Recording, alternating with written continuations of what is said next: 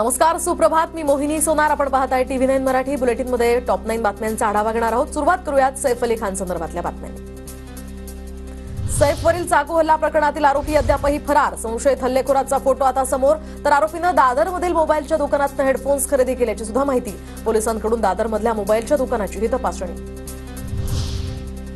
सैफवरील चाकू हल्ला प्रकरणी पोलिसांकडून रात्री 15हून अधिक जणांची चौकशी. सैफ अली खानच्या घराजवळ रात्री उशिरापर्यंत सुरू असणाऱ्या दुकानांच्या दुकानदारांची सुद्धा चौकशी.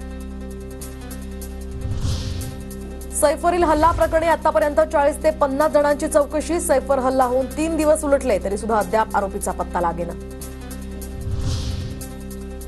प्राणघातक हल्ल्यातून सैफ अली खान हा नशिबानं वाचला. खरं तर मुलाचाच बळी जाणार होता, मात्र नशिबानं तो वाचला. सैफवरील चाकू हल्ल्यानंतर जितेंद्र आव्हाडांचं ट्विट. जाती धर्माचं खूळ सोडा, सत्याच्या बाजूने उभं राहा. तैमूर तुमचा मुलगा असता तर, जितेंद्र आव्हाड यांचं ट्विट करत आवाहन. सैफ अली खानला लीलावतीमध्ये पोहोचवणारा रिक्षा चालक समोर, तर रुग्णालयातच दाखल होतात सैफ अली खाननंच स्वतःची ओळख सांगितली. मी सैफ अली खान आहे, जल्दी स्ट्रेचर लाव, असं सैफ म्हणाला होता. रिक्षा चालकाची माहिती.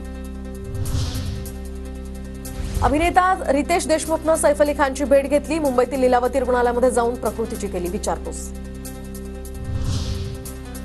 सैफ अली खान हल्ला प्रकरणामध्ये पोलिसांकडून तपास सुरू, तर पोलीस कारवाई करतील. आरोपीला लवकरच ताब्यात घेतलं जाईल. मुख्यमंत्री फडणवीसांची माहिती.